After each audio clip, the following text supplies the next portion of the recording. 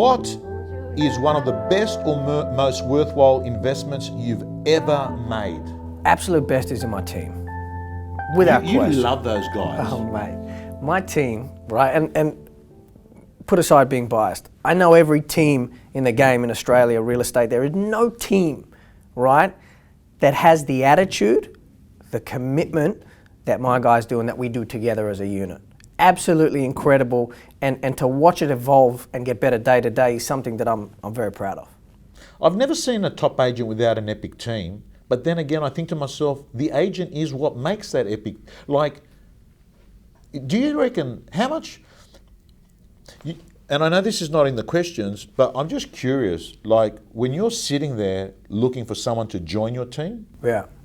what are the things that excite you to pick someone? Well, I go a lot based on gut. right. And a mixture of gut and intelligent strategy. So what aspect or piece of my business is missing?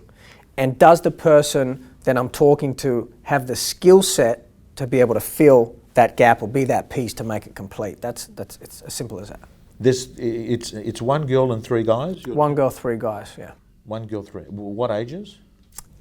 So one guy is 40. Yeah. The other two guys are around 27, 29, and the girl is 26. So you got one guy older than you. So we got a 30-year-old guy. Age means nothing. It means nothing? No. Are they in it as much as what you are? Every single one of them. Right. They treat it like you're... Oh my God, these guys are animals. I kid you not. Like, I've sat with a client before at 9 o'clock at night, not rehearsed. Right. Okay, so one of the biggest aspects of unlocking this game, this real estate thing, is be accessible, be contactable. We spoke about how important receiving a phone call is just at the start of this conversation. So I was sitting in front of a client 9 o'clock at night. We had the conversation about my team because the market, I promote my team, I talk about my team, and the market knows about them as well. So we were having a conversation about them and their commitment and their diligence and all the rest of it. And I said, my guys are accessible all the time. Let's try call them now and see if they're available. Okay, so that was all of them. They're alert at all times and they are ready to work. So you're sitting in front of and a that client. wasn't rehearsed. I didn't say to them before I left, boys, I'm going to pitch for a listing. Make sure you're contactable tonight. This is 9 p.m. at night, right? This is after 9 p.m. at night, and not one of them, well, not one of their phones rang more than twice. Okay. Well, guys, I mean, seriously, the bottom line is, I ring up a real estate agent the other day. I rang him on, what's today, Susan? Wednesday. Okay, so I rang him before the weekend on the Friday, and he rang me up yesterday. Back, he says, "Hey Tom, just give me a call back." Like, I think to myself, fucking, we could have had the funeral by now. Yeah. Right? We could have had the funeral by now, right? I once had a text message come back from someone saying, sorry, I haven't got back to you, been flat chat. And that came 7 months later. 7 months, been flat chat. It's amazing. Let's move on. Next question. I'm looking at this one. This one I am curious about. What is an unusual habit or an absurd thing that you love? There's so many. Like, I'm a perfectionist, and that's a blessing and a curse. That is an understatement, Gavin. That is an understatement. This guy here, you are but that's interesting what you say. It's good and it's bad. The good is the end product can be absolute quality. Yeah. What's the bad? The bad is little, small, insignificant things in life can, I don't know if I would go as far as say affecting my energy, but put it this way. If my bed is made, I'm in a better mood than if it's not made. Does that make sense? 100%. I think that's insignificant. People have real problems in the world. It's funny you talk about a bed. I mean, there's a great book, I Made My Bed, by a guy. He's a Navy. It's an extraordinary story. He basically says making his bed first thing in the morning is his first win. He feels like it's been done. Yeah. I'm moving forward, than actually just looking at it and thinking it fucking annoys me. Yeah. Right? The day my cleaner comes, she comes once a week. Probably one of the best evenings to come home to, knowing that everything is just pristine and been clean. Scuff on my shoes, I get the shits, scratch on my rims, I got a problem. You know, a problem that's fixed very easily, but these are not real problems. In terms of the person that I am, it can piss me off, and it shouldn't, but it does. We get it fixed quickly. It's a blessing and a curse, because the good part of it is the level of detail, Right. that I have, which my clients benefit from. 100%. That negotiation benefits from, that property marketing benefits from. We both know the two aspects that make a good agent is negotiation and marketing is just astronomical on another level. Yes. So Gav, what you're saying to me is that vendor is going to get a lot of thought Oh, mate. of that photo that's going to appear on realestate.com. But I can see that requires a lot of brain power every day. You know what I mean? And you know, it gets crazy and frustrating, because if something is wrong, again, it's... So when you give me an answer to that question, which you've given me a general answer, and that is that you are obsessive and a perfectionist on little insignificant detail. Yeah. Is there one specific thing? No, it's pretty general now. Okay. You got out of that really well. Thank right? you. You got out of because that is a difficult question. I mean, I ran through these questions with my daughter. What's yours? An unusual habit of mine, Gav, is that at night time, the last 15 minutes as I go to sleep, I listen to a spiritual podcast. Very nice. Wherever I am, like that. wherever I am. I'm in Melbourne, I'm in the UK, I'm in New Zealand.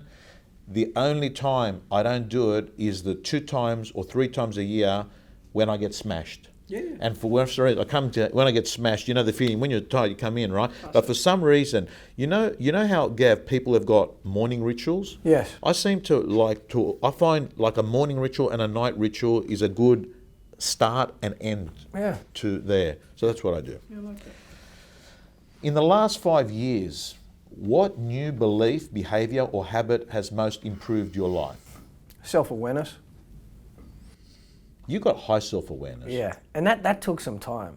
And like over time, everything has evolved. So we talk about I like being very neat, tidy. When I was growing up and living at home with my parents, you could not walk in my room.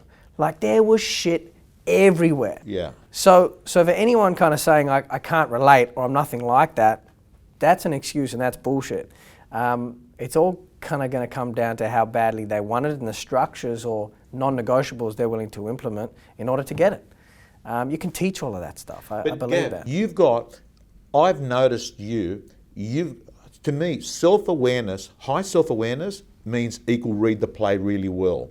Because, and I know like simple things that you do all the time. Like I'll give you an example.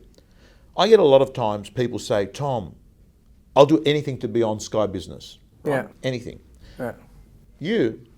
What you say, actually, you read the play because you've got high awareness. Hey, Tom, if you need anyone to give you a good understanding at low end, high end, helicopter view of all dynamics of what's happening in the market, buzz me. And I think to myself, hey, I need that. I need to be able to say to someone, hey, so what's happening under 1 million? What's happening over 10 million, right? Yeah. So you've got the ability to solve a problem for people. It's all about adding value, right? So the industry in general talks about fees coming down. My fee year in, year up for the last 5 years has gone up, and it will continue to go up. Not because I'm a genius. I'm not. I just provide the value. Provide the value to the consumer. They'll pay the fee. This is just not... Yeah. It's miraculous. Yeah. If you provide the value to the person paying the fee, they'll pay the fee.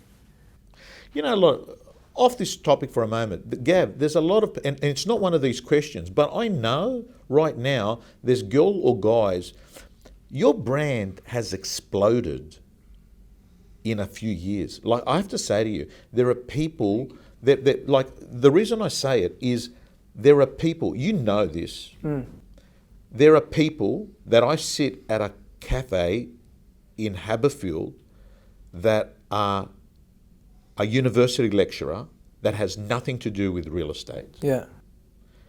He's not a buyer or seller. It is just the fact that he lives in my street and he's there at that time. Right.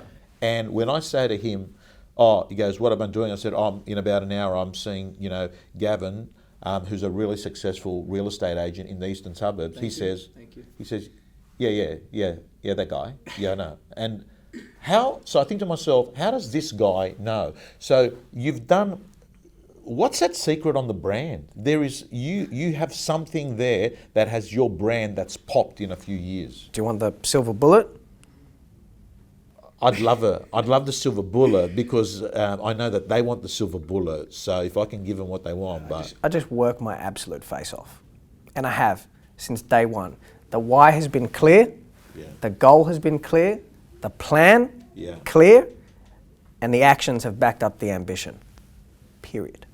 And Gavin, I'm glad you said it. You know what causes depression? When people look for the silver bullet and it doesn't come, and then they just get more depressed than afterwards when they realise, shit, it's not happening. That's true. Look, agents contact me from all over the globe. I mean, I forward you an email I got from a real estate agent in Spain. He filmed a property video, Skyline Clayton, off of our kind of inspiration, and he was talking in Spanish, presenting this property in Marbella.